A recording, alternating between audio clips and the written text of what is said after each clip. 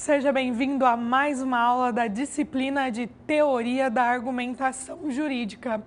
A temática da nossa aula de hoje será a linguagem jurídica e o vocabulário jurídico. Então, lembrando, eu sou a professora Wellen Senkzuk e vou conduzir com você as discussões da nossa aula de hoje. Então, é importante nós trazermos aqui, as informações que já foram trabalhadas nessa disciplina para que nós possamos compreender todo este percurso e porquê dos objetivos que serão trabalhados hoje. Então, nós tivemos a oportunidade de, lá no nosso primeiro encontro, falarmos dos temas que são essenciais de língua portuguesa. Então, tivemos a oportunidade de trazer discussões pertinentes relacionadas ao texto, aos gêneros discursivos, a importância de nós termos um conhecimento gramatical e todo um cuidado com a nossa linguagem, com a nossa comunicação, considerando a todo momento o contexto comunicativo, essa nossa situação de interação. No nosso segundo encontro, nós entramos especificamente na teoria da argumentação jurídica. Tivemos a oportunidade de falar a respeito da argumentação, trazendo os conceitos de retórica e de lógica que embasaram as nossas discussões e nos mostraram as diferentes maneiras que nós temos para argumentar e que a linguagem no âmbito jurídico ela é totalmente argumentativa. O nosso grande objetivo será convencer o outro da nossa tese, do nosso posicionamento. Para que nós possamos fazer isso, nós vimos que há diversos recursos disponíveis para este uso e aí no nosso terceiro encontro tivemos a oportunidade de falar a respeito de práticas jurídicas, trazendo diversos textos que compõem este universo jurídico, os diversos gêneros discursivos jurídicos, para que nós pudéssemos conhecer as suas características, a sua estrutura e determinadas especificações. Pensando em toda essa relação, em nossa aula de hoje, nós vamos unir todos estes conhecimentos que já foram trazidos, já foram trabalhados nas discussões relacionadas aos diversos cuidados que nós precisamos ter neste ambiente jurídico. Para isso, eu convido você agora para os questionamentos que serão respondidos ao longo da nossa aula de hoje. E aí nós devemos pensar, será que há regras para nós nos dirigirmos a uma autoridade? Será que quando eu vou falar com uma autoridade, eu devo seguir regras ou não? Pensando na principal peça envolvida no ambiente jurídico, como nós devemos endereçar uma petição? O que vem a ser o relatório dos fatos? Uma parte da estrutura dessa petição inicial. Quais são os fundamentos das peças e dos instrumentos jurídicos? E como nós podemos elaborar o pedido de uma peça inicial? Então, tendo como enfoque todos esses elementos que compõem as principais peças jurídicas, nós vamos passar a observar e também a trazer as suas especificações de como nós devemos endereçar, como nós devemos nos dirigir a uma autoridade, quais os pronomes de tratamentos adequados, como nós vamos construir nessa peça inicial o relatório dos fatos, a fundamentação jurídica, como nós organizamos os determinados pedidos. Então, a nossa aula de hoje pretende trazer para você todas essas especificações para que nós possamos nos sentir confiantes para quando nós formos exercer a nossa atividade profissional. Por isso que é tão importante termos acesso a estes documentos, as suas características e também especificidades.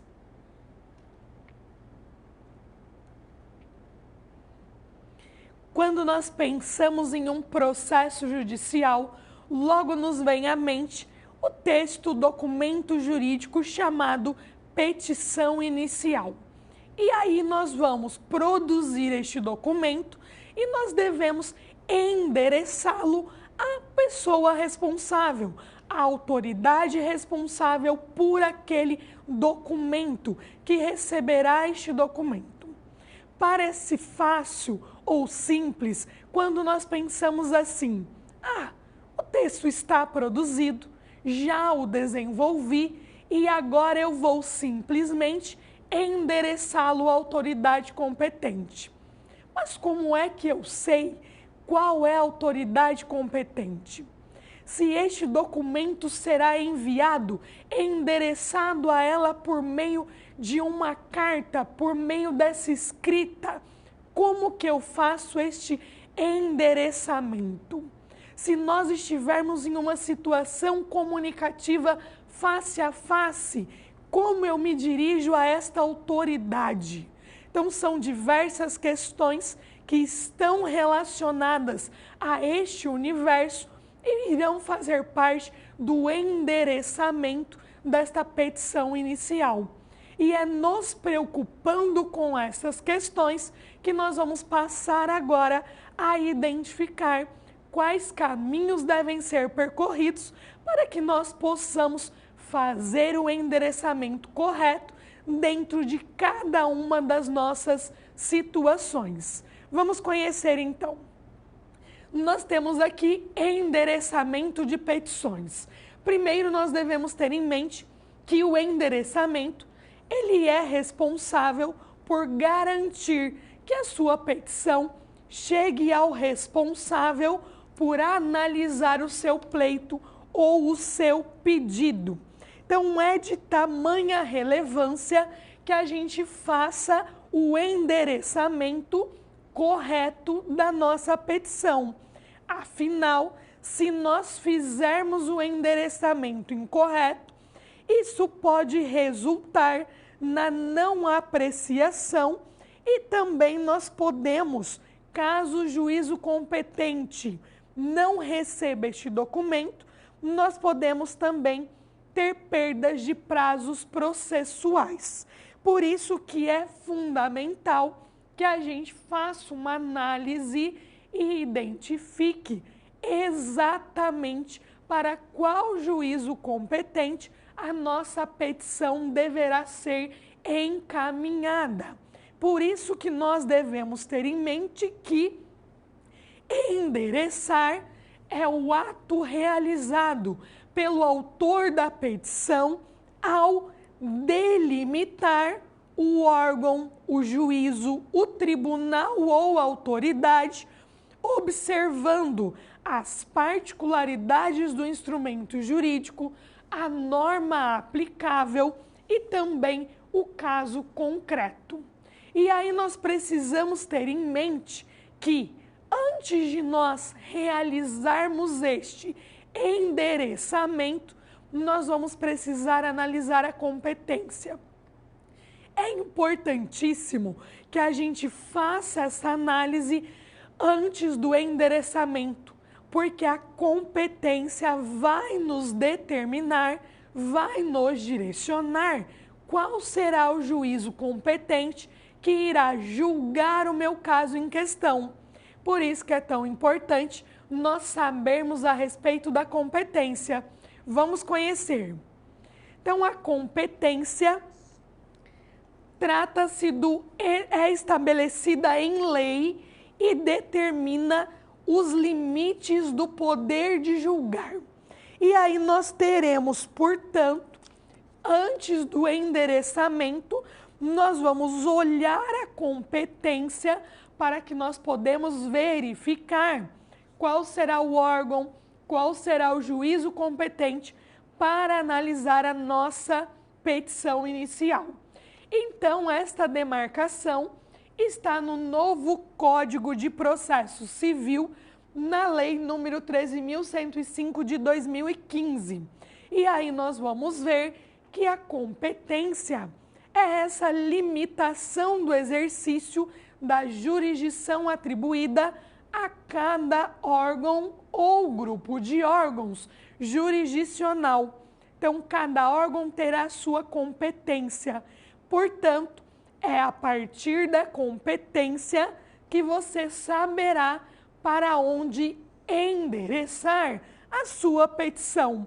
E aí nós vamos verificar, dentro do nosso caso concreto, então nós vamos fazer uma análise desse dispositivo legal e do nosso caso concreto, a fim de nós verificarmos qual será o órgão responsável ou o juízo responsável. Então, nós podemos endereçar para a Justiça Especial, podendo ser do trabalho eleitoral ou militar, ou mesmo para a Justiça Comum, nos seus níveis estadual ou federal. E aí nós devemos ter em mente a relação deste endereçamento.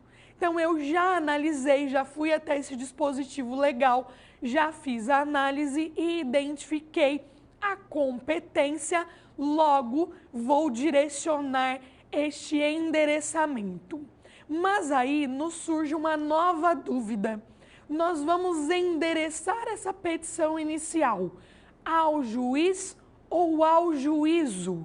Quais são essas diferenças? Vamos conhecê-las. Então, nós temos essa dúvida, ao juiz ou ao juízo? Então, de acordo com o novo Código do Processo Civil de 2015, no seu inciso 1º do artigo 319, nós vamos determinar que a nossa petição seja direcionada ao juízo e não mais ao juízo ou ao tribunal, como nós tínhamos no Código do Processo Civil de 1973. Então, nós tivemos uma modificação, uma mudança no novo Código de Processo Civil e aí esta alteração. Então, nós já sabemos que nós vamos endereçar ao juízo dentro da competência relacionada ao nosso caso concreto. E aí nós temos aqui um exemplo. Então, nós vamos mandar ao juízo de direito da segunda vara, civil, criminal ou da família, dependendo do nosso caso, da comarca de Teixeira de Freitas, Bahia.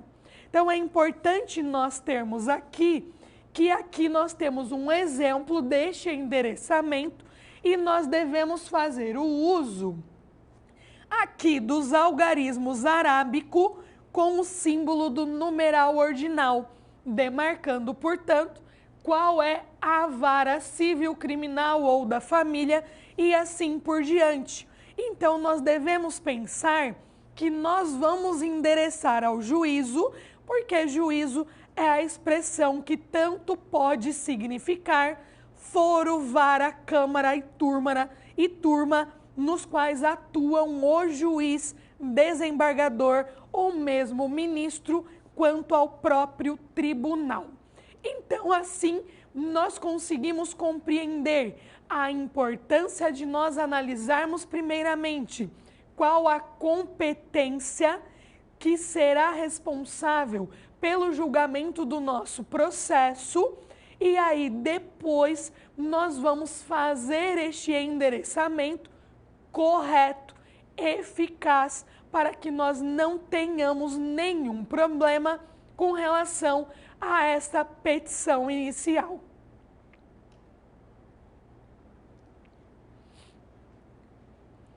Sempre que nós pensamos na área jurídica, logo nos vem à mente que há determinadas regras e também características que demarcam esta área. O uso dos pronomes de tratamento é um dos aspectos que caracterizam o ambiente jurídico. Por isso que é importante que nós saibamos fazer o uso correto do pronome de tratamento, dependendo da autoridade com quem nós estamos tendo contato ou com quem, para quem nós vamos destinar o nosso texto, o nosso discurso. Por isso que é importantíssimo nós sabermos, conhecermos e compreendermos a importância dos pronomes de tratamento para a área jurídica. Vamos falar mais a respeito disso. Então, nós temos aqui, primeiro, a questão dos pronomes de tratamento. Então, nós vamos passar a analisar, neste aspecto, técnicas para o tratamento de autoridades e também o endereçamento de cartas oficiais. Devemos nos lembrar que os pronomes de tratamento, eles estão dentro dos pronomes que estão relacionados enquanto classes de palavras na língua portuguesa, ali na gramática, e aí nós devemos nos ater quanto à sua flexão, já que ele pode se flexionar em gênero, masculino ou feminino, e também em número plural ou singular. Então, os pronomes de tratamento tratam-se da reverência às autoridades que deve ser realizada quando assim exigir o ofício. Isso nós temos esta demarcação do uso dos pronomes de tratamento dentro dessa área jurídica. E aí nós vamos ver que o único pronome de tratamento utilizado na comunicação com agentes públicos federais é senhor, independente do nível hierárquico, da natureza do cargo ou da função ou da ocasião. Isso está demarcado no decreto número 9.758, de 11 de abril de 2019, em seu artigo 2º. Então, quando nós formos nos dirigir a agentes públicos federais, podemos fazer o uso apenas do pronome de tratamento senhor. E aí é importante nós termos em mente que no endereçamento, quando nós vamos destinar esse endereçamento a determinada autoridade, nós não podemos colocar o seu nome, mas nós vamos fazer o endereçamento de acordo com o seu cargo ou com a sua função, mantendo, portanto, certo distanciamento, certa impessoalidade, que é algo que demarca toda a formalidade existente nesse âmbito jurídico. Então, eu não posso me dirigir a uma autoridade tratando-a pelo seu nome, mas sim relacionando o pronome de tratamento ao seu cargo, à sua função. Vamos voltar. Então, nós temos esta demarcação para os agentes públicos federais. Porém, nós vamos verificar que quanto às demais autoridades, o pronome de tratamento, ele sofre alterações, ele pode se alterar conforme o caso. E aí nós vamos ter que o pronome de tratamento, Vossa Excelência, ele é muito utilizado no âmbito jurídico e ele pode ser utilizado para todas essas autoridades que aqui estão demarcadas. Então, nós vamos utilizar este pronome de tratamento, Vossa Excelência, para os ministros do Supremo Tribunal Federal, para o Superior Tribunal de Justiça, para deputados e senadores, a juízes, promotores, desembargadores e também defensores públicos. É importante nós nos atentarmos a isso, porque o uso, a demarcação deste pronome de tratamento está de acordo com o regimento interno dos respectivos tribunais. Então, nós já temos esta demarcação, este estabelecimento do uso desse pronome de tratamento demarcado nos regimentos internos de todos esses tribunais. Por isso que nós devemos seguir à risca este uso, para que nós possamos nos enquadrar, para que nós possamos fazer o uso adequado e que é esperado. Isso demarca não só o nosso conhecimento a respeito do uso dos pronomes de tratamento, como também demarca esta referência que é feita às autoridades. Vamos ver agora como nós vamos demarcar este uso em 3 situações específicas. Então, nós temos aqui que os pronomes de tratamento, eles sofrem variações em 3 momentos distintos. Então, no momento do endereçamento, que é quando nós vamos colocar no envelope este texto e devemos demarcar o endereçamento. Nós vamos fazer o uso, então, a Sua Excelência, o Senhor juiz da comarca tal. Não vamos falar o nome, não podemos nomeá-lo, porque é necessário esse distanciamento. No vocativo, Excelentíssimo Senhor Presidente do Superior Tribunal Federal. Então, aqui, vocativo serve para quando nós estamos no momento do ato comunicativo e nós vamos chamá-lo, vamos nos dirigir a este destinatário. Então, nós fazemos desta maneira. E no corpo do texto. No corpo do texto, ao longo do nosso documento, das nossas peças jurídicas, nós podemos fazer o uso tanto por extenso quanto abreviado destes pronomes de tratamento. Então, Vossa Excelência, por extenso ou abreviado. Mas aí nós conseguimos, portanto, reconhecer a importância do uso adequado do pronome de tratamento, já que o uso destes pronomes é algo característico, esperado e que demarca todo o seu conhecimento nesta área jurídica.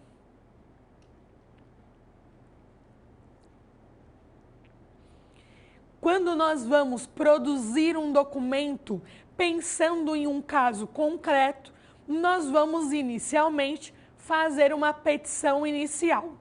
Após nós já termos identificado a competência a quem nós vamos destinar, endereçar o nosso texto, nós precisamos chegar na parte do relatório dos fatos, que é o momento em que nós teremos a oportunidade de fazer com que o outro, fazer com que este leitor compreenda, visualize tudo o que aconteceu, tudo que representa esse nosso caso.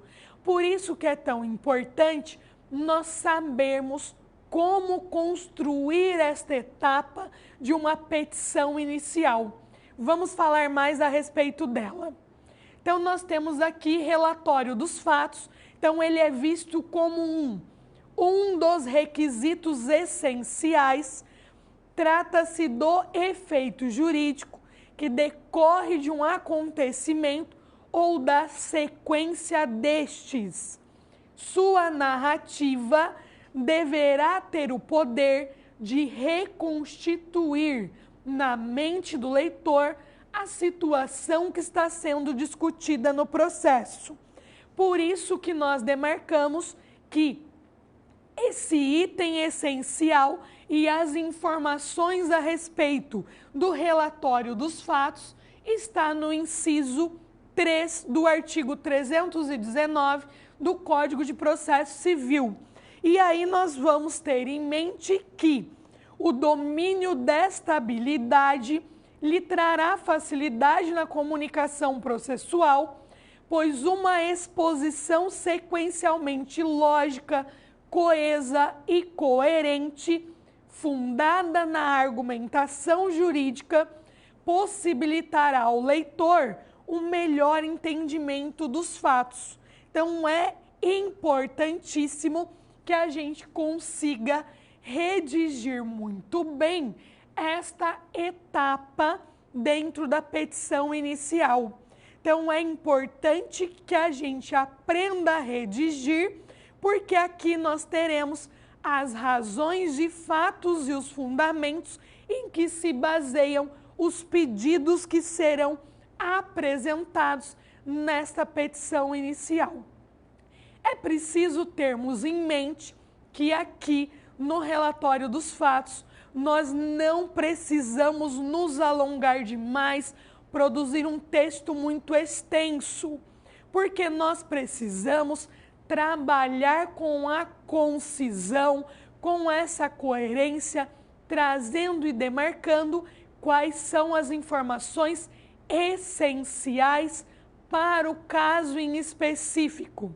E aí nós devemos ter em mente aquilo que é essencial e que será apresentado de maneira coerente, mantendo toda uma lógica para que o leitor consiga visualizar, consiga compreender qual é o fato ocorrido, qual é esta relação. Vamos conhecer mais a respeito. Então, há características que são essenciais a essa narrativa dos fatos. Os nomes das partes deverão ser apresentados nesta narrativa dos fatos, porém precisam ser substituídos por uma terminologia processual indicada na legislação ou pela prática forense. Aqui nós podemos fazer o uso, e é o mais comum, utilizar, por exemplo, autor e réu, requerente e requerido, não colocando, portanto, os nomes originais, não identificando estas pessoas envolvidas no caso. O relatório dos fatos, ele é objetivo. Assim, jamais o autor deverá incorrer no erro de transmitir mais informações do que é necessário para o pronunciamento jurisdicional. É importantíssimo que a gente evite, portanto, textos longos sem nexo que tornem a leitura confusa e também tediosa. Por isso que nós devemos nos ater àquilo que é essencial para a compreensão do fato ocorrido. O autor deverá guardar os fundamentos jurídicos para a próxima etapa. Por isso que é importante abster aqui de incluir doutrinas e entendimentos jurisprudenciais, dispositivos legais ou pré-julgamentos, já que nós teremos uma etapa, um outro item que já trará toda essa fundamentação jurídica. Então, nós precisamos compreender cada etapa da petição inicial para que nós possamos construí-las de acordo com as suas especificidades, de acordo com as suas necessidades. É sempre bom pontuarmos que todos os textos do âmbito jurídico, na modalidade escrita, precisam seguir as regras da gramática normativa da língua portuguesa. Quando nós estamos falando da modalidade oral, por ser situações formais, precisamos fazer o uso da norma culta da língua. Então, a todo momento, devemos ter em mente que este cuidado linguístico é importantíssimo para a área jurídica. Após nós identificarmos o que é o relatório dos fatos, quais são as suas características e como nós podemos desenvolvê-lo, nós vamos ver agora um exemplo para que nós possamos compreender melhor todas essas relações num texto. Vamos conhecê-lo.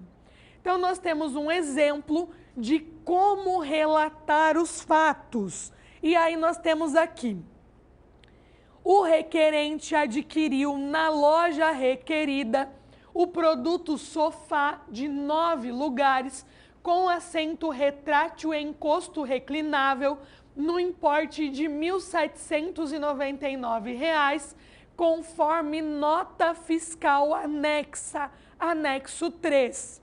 Todavia, após um dia da entrega, o referido produto apresentou defeitos nas funções retráteis e reclino, impossibilitando seu uso regular e causando enorme transtorno à parte requerente que o adquiriu com grande expectativa. Ao requerer o reparo ou substituição do produto defeituoso, o requerente foi informado pela requerida de que nada poderia ser feito. Após a loja se isentar completamente de qualquer defeito apresentado após a entrega. Tendo em vista a resistência da requerida em resolver administrativamente o problema, é que se busca a tutela jurisdicional para dirimir o presente lide. Então, nós conseguimos perceber aqui quais são as informações relevantes. Primeiro, nós temos a indicação do produto e as suas especificações. É importante também apresentarmos o seu valor. Logo, nós vemos a descrição do problema e o momento em que se apresentou, além também da tentativa infrutífera de resolução administrativa do problema no prazo de lei. Então, nós vemos que o texto não ficou longo, nós temos todas as informações necessárias, não há aqui nenhuma menção de lei ou de artigos, já que aqui no relatório dos fatos não há essa necessidade. Nós teremos a etapa seguinte para trazermos estas informações. Então, nós precisamos ter em mente e toda essa preocupação com relação a cada etapa, a cada objetivo e as especificidades de cada parte que compõe essa peça jurídica. Chegamos ao momento da nossa aula em que nós temos a oportunidade de resolver um exercício trazendo os conceitos que já foram discutidos. Vamos conhecer. Então, este exercício está no seu material, o exercício 2 do seu material, e aí nós temos assim o seguinte texto base. O endereçamento de petições é parte essencial para o bom desempenho das funções inerentes ao direito. O novo Código de Processo Civil trouxe inovações quanto ao tema, alterando o texto da norma. Não obstante a isso, alguns doutrinadores entendem consolidadas as antigas técnicas de endereçamento. Identifique nas alternativas a seguir o endereçamento correto segundo o atual Código de Processo Civil. Então, nós vimos e já comentamos que houve, portanto, uma mudança com relação a este endereçamento. E aí, de acordo com o novo Código do Processo Civil, nós não endereçamos mais ao juiz, à juíza, à justiça e nem mesmo ao juizado. Nós vamos endereçar ao juízo. É importante termos em mente aqui e identificarmos que no enunciado do exercício diz que há autores que ainda consideram o Código do Processo Civil anterior. Porém, nós precisamos ter em mente este novo documento, estas transformações e modificações, principalmente porque nas provas da OAB eles irão considerar o novo Código do Processo Civil. Por isso que nós devemos ter em mente e sabermos as diferenças, as modificações e qual é considerado atualmente a forma de se endereçar, que é, no caso, ao juízo competente e não mais ao juiz ou à juíza em específico.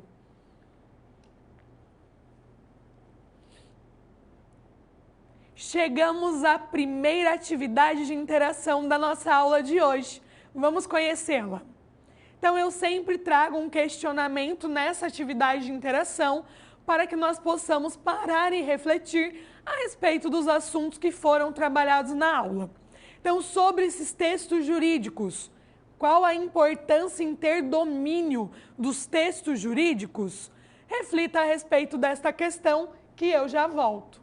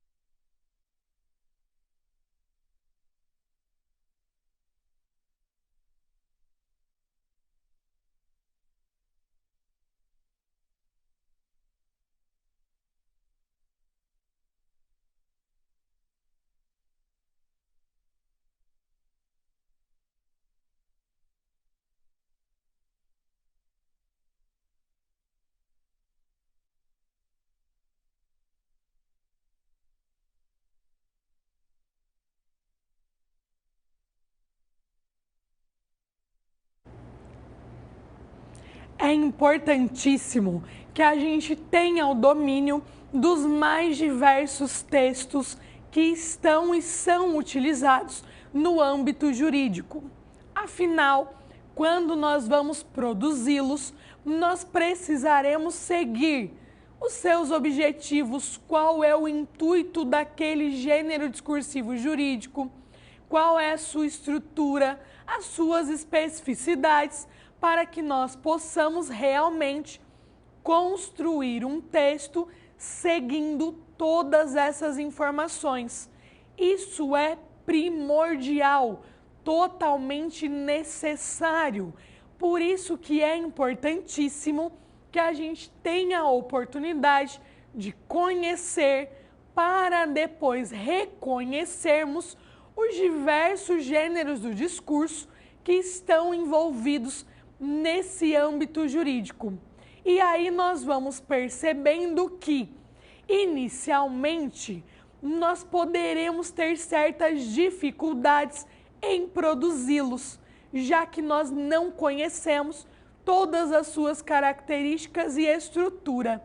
Porém, com o passar do tempo, nós vamos nos familiarizando com estes documentos e vamos conseguindo, portanto, trabalhar, produzi-los de uma maneira mais fácil e também satisfatória.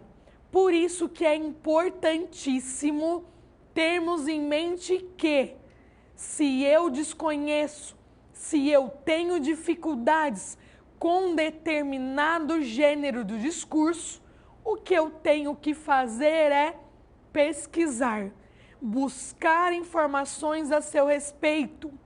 Posso também ler textos que estão dentro desse gênero, porque assim eu vou conseguir ampliar os meus horizontes, conhecer mais a respeito e automaticamente ter uma produção textual mais tranquila neste sentido.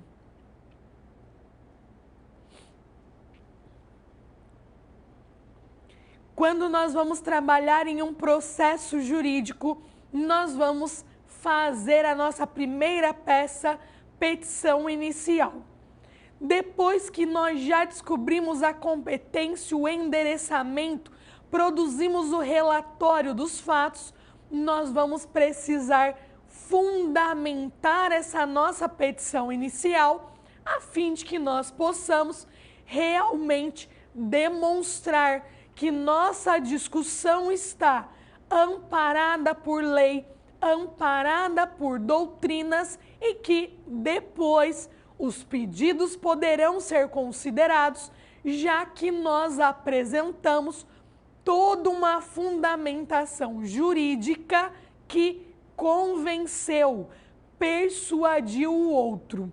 Afinal, devemos ter em mente que a comunicação, esse ato comunicativo no âmbito jurídico, será sempre com o objetivo de persuadir, com o objetivo de convencer o outro a aderir e também a nos conceder aquilo que será pedido.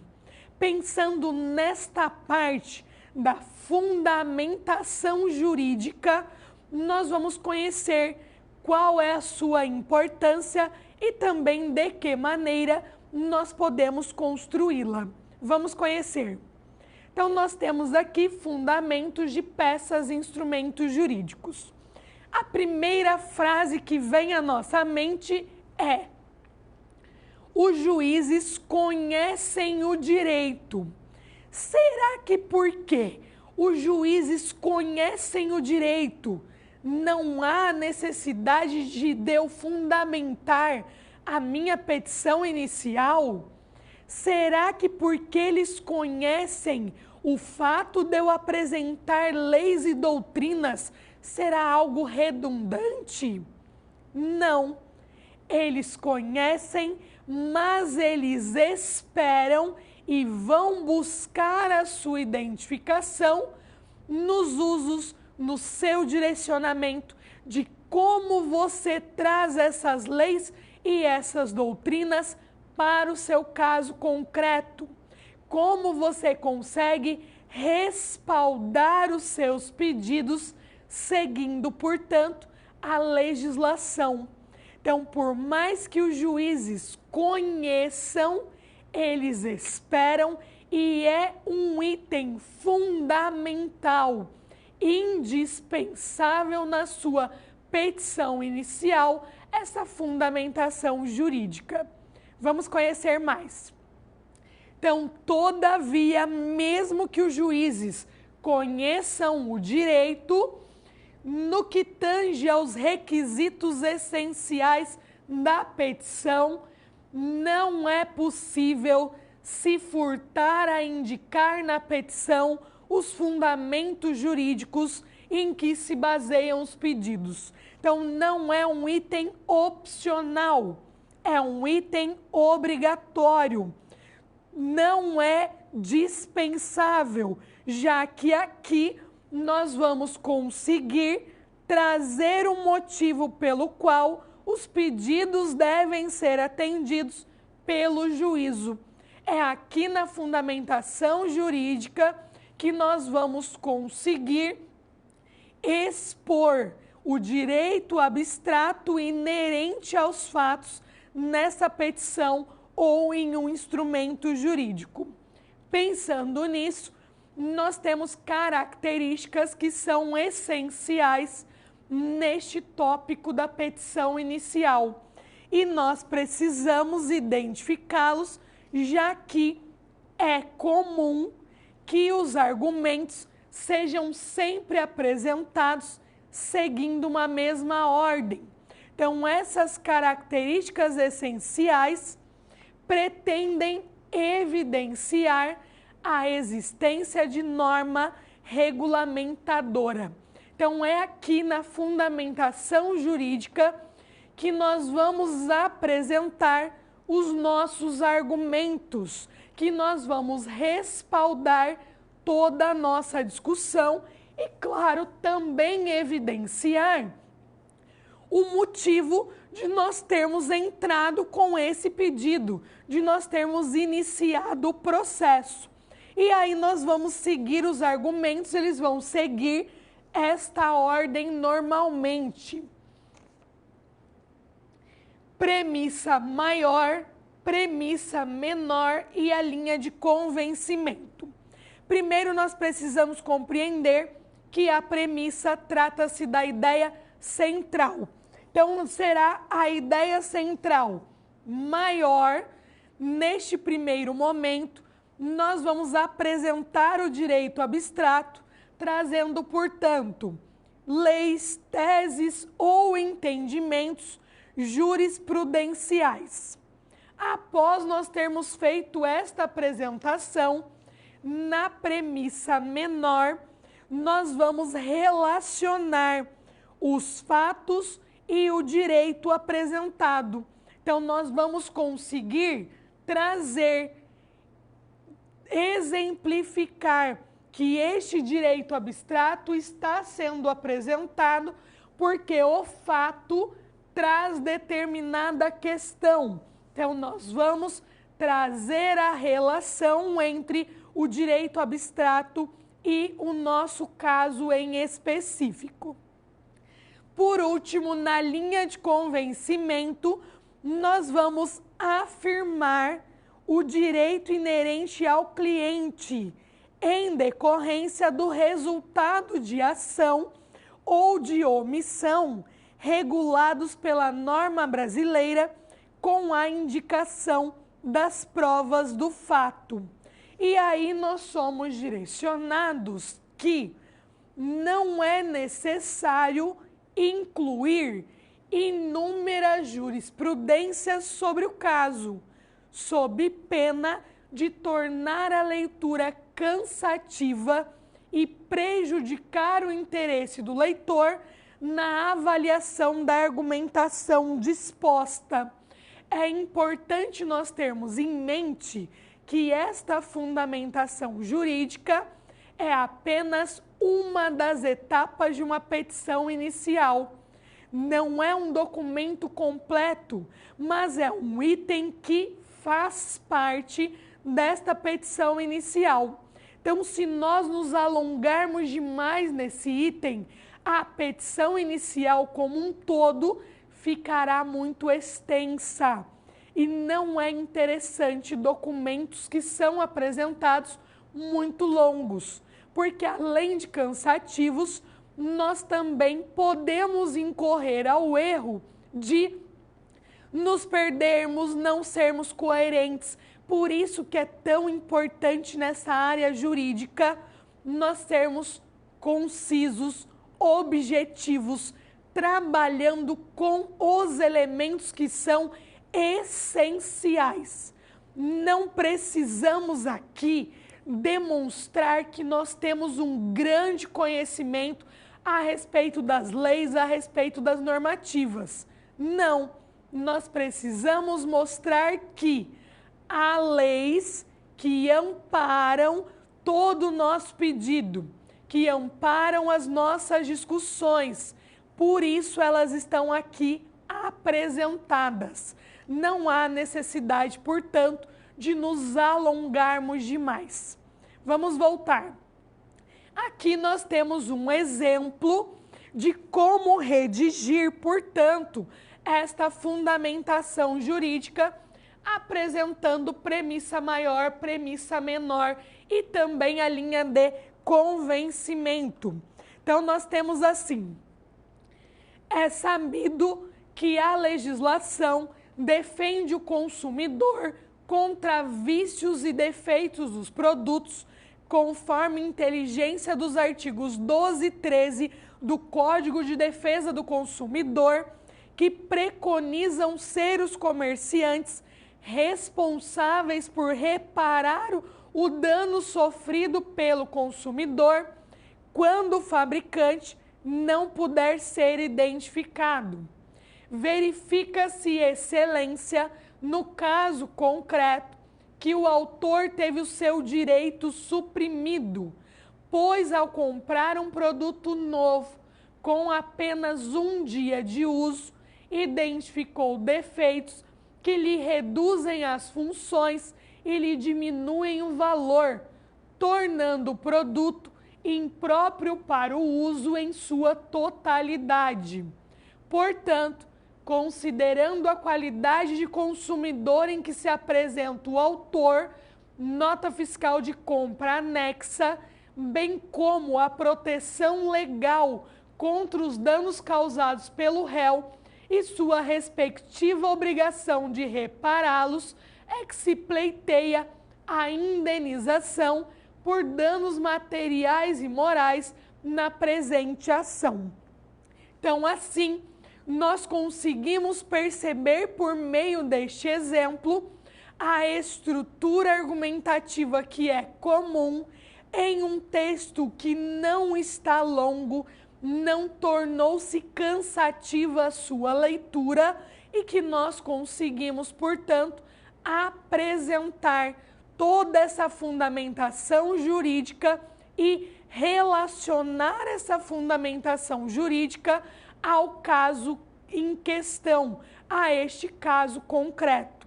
Por isso que é importante que você sempre se atente ao fato de que cada item dentro de uma petição inicial possui os seus objetivos e as suas intenções. Não precisamos nos alongar demais, já que nós teremos mais itens que irão compor essa peça.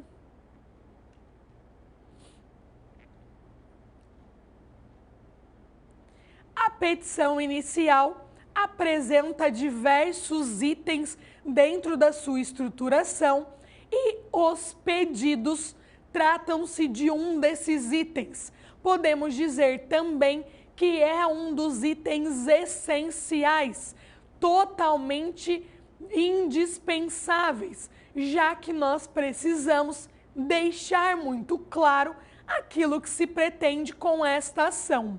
Vamos conhecer mais sobre os pedidos.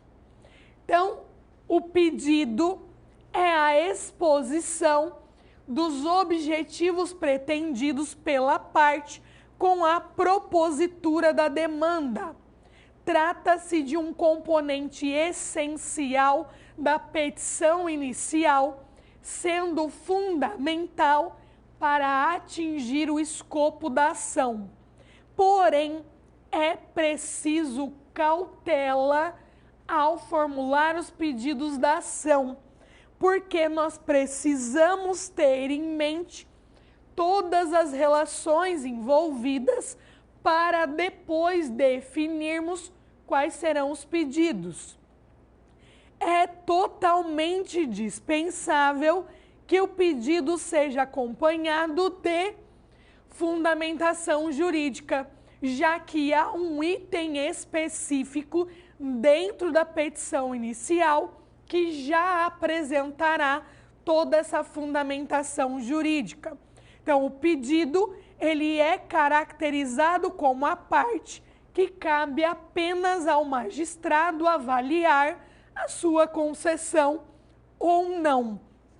E aí, nós vamos ver que é necessário que o autor insira os pedidos com todas as suas especificações, para que possa a parte adversa exercer o contraditório frente aos pedidos, bem como para que o juízo profira a decisão com base neste requerimento.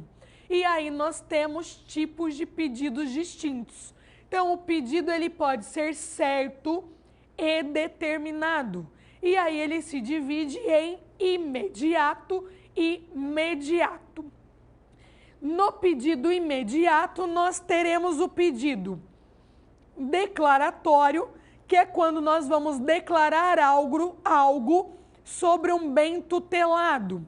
O pedido pode ser condenatório, quando nós queremos obrigar a parte contrária a algo. Ou ele pode ser constitutivo, que é quando nós queremos constituir ou desconstituir alguma relação jurídica. Isso dentro do pedido imediato. O pedido mediato, ou bem da vida, como também é conhecido, é a especificação do pedido. E aí nós vamos ver que há ainda pedido alternativo e subsidiário. Será um pedido alternativo quando, pela natureza da obrigação, o devedor puder cumprir a prestação de mais de um modo. Então, quando ele puder cumprir de maneiras diferentes, nós chamamos de pedido alternativo. Será considerado um pedido subsidiário quando é lícito formular mais de um pedido em ordem subsidiária, a fim de que o juiz conheça do posterior quando não acolher o anterior. E aí nós vemos que essas informações estão no artigo 326 do Código de Processo Civil de 2015. E aí nós somos direcionados aqui no pedido subsidiário que nós podemos formular mais de um pedido, que é o que nós chamamos de cumulação de pedidos. Então é lícita esta acumulação em um único processo contra o mesmo réu de vários pedidos. Há esta possibilidade. A acumulação de pedido mais comum é a condenação em danos materiais e morais. Então, nós conseguimos perceber que é possível termos esta acumulação, mas é preciso distinguir os pedidos que são cumuláveis, de acordo, portanto, com cada processo, cada questão, cada fato em específico. Não são todos os casos que permitem acumulação de pedidos. Por isso que nós devemos nos atentar e nos direcionar muito bem quanto a este item dos pedidos. Vamos ver um exemplo. Então, nós temos aqui dos pedidos, por todo esposo é que se pede que se proceda à citação do requerido para que, querendo, responda a presente ação, a condenação do requerido ao pagamento de indenização por danos materiais no importe de R$1.000, a condenação do requerido ao pagamento de indenização por danos morais no importe de R$1.000, o deferimento da juntada de provas anexas que instruem a final. Então, dá-se à causa o valor de R$2.000, manifesta interesse na realização de audiência de conciliação, manifesta interesse na produção de prova testemunhal, além das provas documentais já anexas. Então, nós conseguimos perceber que há todo um detalhamento dos pedidos e depois nós já temos o pedido em sua totalidade, já temos esta demarcação. É bem importante que a gente consiga, portanto, estabelecer exatamente o que nós queremos, o que nós almejamos, se tem relação com danos materiais, o que nós esperamos? A troca do produto ou o ressarcimento do valor? Então, nós precisamos deixar muito claro qual é o nosso pedido, qual é o nosso interesse neste item dos pedidos.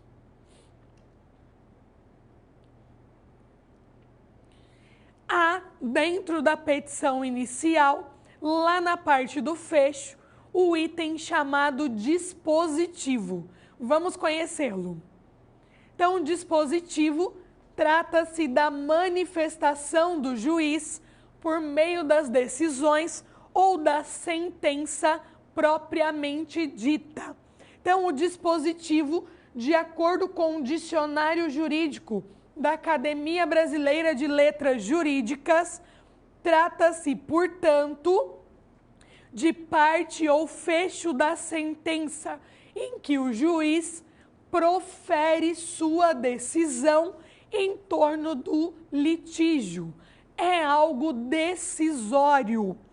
O inciso 3º do artigo 489 do Código de Processo Civil aduz que o dispositivo é um elemento essencial em uma sentença. E aí nós vamos ver que há duas maneiras para nós identificarmos o dispositivo. Então, ele pode ser direto e também indireto. Será direto quando especificar a prestação imposta ao vencido, como, por exemplo, pagar o réu a importância X ao autor. Então, nós já identificamos a sentença de maneira direta. Será de maneira indireta quando o juiz apenas se reporta ao pedido do autor para julgá-lo procedente ou improcedente.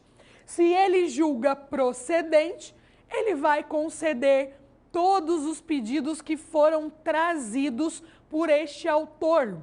Se ele julgar improcedente, significa que ele não vai considerar nenhum pedido apresentado.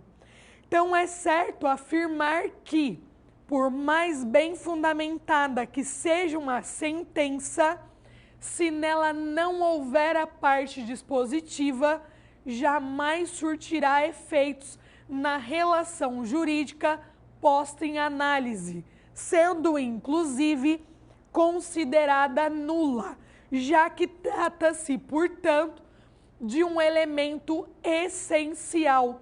E é este elemento, esse dispositivo que é tão aguardado, que é quando nós conseguimos identificar ali a sentença. Se tudo que nós apresentamos na petição inicial será concedido ou não por esse juízo competente. Por isso que o dispositivo trata-se, portanto, de um item essencial a essa peça jurídica. Chegamos ao momento da nossa aula em que nós teremos a oportunidade de analisar uma situação, um problema e trazer os conteúdos que foram trabalhados para que nós possamos resolvê-la. Vamos conhecer essa situação. Então, a nossa situação, um problema diz assim: você atua em uma instituição voltada à defesa do consumidor. Uma senhora questiona o não cumprimento de prazos por uma loja e a entrega de um produto diferente do que ela havia adquirido. Durante o atendimento, ela lhe entrega um documento escrito à mão sob a alegação de que ali estava tudo o que você precisava saber sobre o caso. Considerando as especificidades de um relatório de fatos, você precisa reorganizar as informações. Para solucionar esse problema, como será a sua abordagem? Primeiro, nós precisamos reconhecer aqui que nós vamos focar somente no item que apresenta o relatório de fatos, tendo por base este acontecimento que tem relação com a defesa do consumidor. Nós vamos preparar o relatório de fatos com base nesse texto escrito à mão apresentado pela senhora em questão. E aí nós devemos nos lembrar e nos ater que um relatório de fatos é marcado por seu caráter objetivo, de modo que informações excedentes não sejam registradas inoportunamente. A redação em um relatório de fatos deve atender a aspectos da prática forense, com a substituição de nome das partes, por exemplo, podemos colocar autor e réu.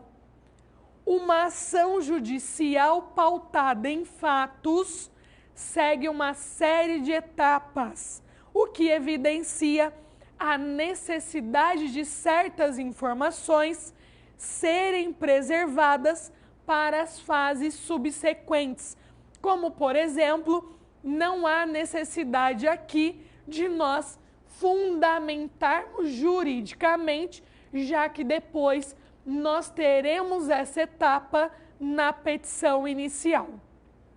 É importantíssimo, e isso eu acredito que vale para todos os textos do âmbito jurídico, que o texto seja claro e sucinto, pautando, portanto, nesta elaboração de relatórios. Então, após nós termos trazido essas discussões sobre o item relatório de fatos, nós vamos nos direcionar para uma possível resolução desta situação problema. Aqui nós temos uma estratégia geral para a resolução. Primeiro, nós podemos fazer a leitura do documento e a seleção das informações que são essenciais. O que é de extrema importância para nós colocarmos aqui? Nós vamos selecionar, já que nós não pretendemos fazer um texto muito longo. Depois nós vamos substituir o nome da consumidora por autora ou requerente e da empresa por ré ou requerida, já que é uma característica, uma demarcação importante dentro desse item do relatório dos fatos. Nós vamos eliminar marcas de subjetividade, como, por exemplo, adjetivos, expressões valorativas e todos os itens que possam demarcar, portanto, aspectos que são subjetivos, que são particulares. Por isso, nós devemos eliminar essas marcas. E aí é bem importante esta observação. Considerando a noção de fato, as informações apresentadas devem ser passíveis de comprovação. Todas as informações ali elencadas deverão ser passíveis desta comprovação, já que nós não podemos inventar, criar situações. Nós devemos trazer exatamente o que aconteceu, qual foi o fato ocorrido, para que nós possamos, neste item, fazer com que o nosso leitor consiga visualizar a situação, consiga compreender o caso em questão. É importante termos em mente que dentro de uma petição inicial, nós temos diversos itens, cada um com seu objetivo e especificações. Por isso que nós devemos nos ater aqui, nessa situação problema, somente ao item que se refere ao relatório dos fatos.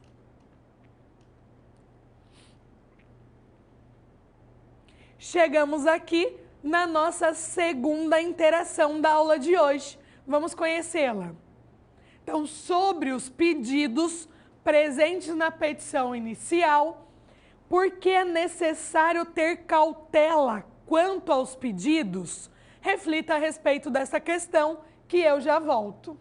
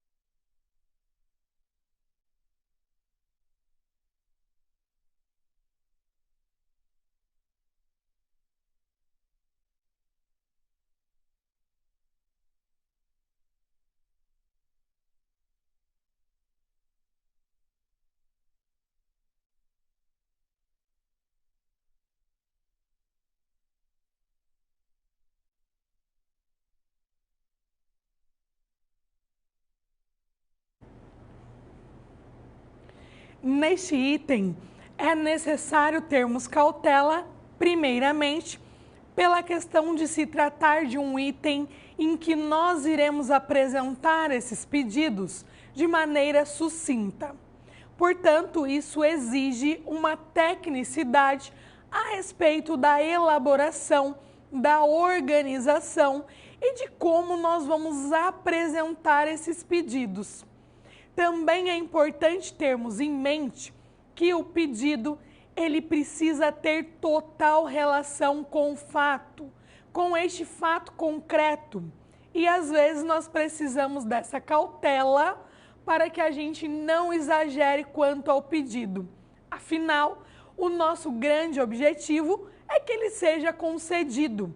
Se nós fizermos um pedido absurdo, totalmente fora daquilo que é esperado, dificilmente o juiz irá deferir esse pedido.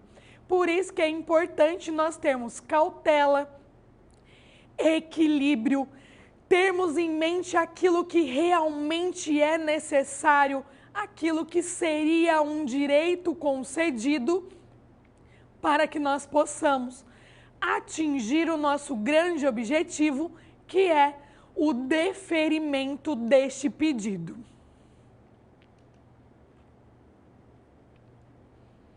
Chegamos ao momento final da nossa aula de hoje, em que nós temos a oportunidade de trazer quais foram os pontos mais importantes trabalhados. Vamos relembrá-los. Então, hoje nós iniciamos falando a respeito da importância do endereçamento de petições, principalmente porque nós devemos, primeiramente, identificar qual é a competência dentro daquele caso em específico, para depois nós endereçarmos a nossa petição. E aí é importante nós termos em mente que este endereçamento, de acordo com o Código de Processo Civil de 2015, será endereçado ao juízo competente. E aí nós vamos, portanto, realizar este endereçamento. Quando nós vamos nos dirigir, seja de maneira presencial em interação face a face, ou mesmo por meio de um texto escrito, às autoridades, nós precisamos fazer o uso dos pronomes de tratamento. Portanto, é importante que a gente saiba qual é o pronome de tratamento adequado para cada autoridade que nós nos referimos. Então, nós vamos, para agentes públicos federais, fazer o uso do pronome de tratamento senhor. Para muitas autoridades dentro dos Supremos Tribunais, também deputados e senadores, promotores e juízes, nós podemos fazer o uso de Vossa Excelência. Lembrando que há diferenças do uso desses pronomes de acordo com o endereçamento, o vocativo e também se ele aparecer no corpo do texto.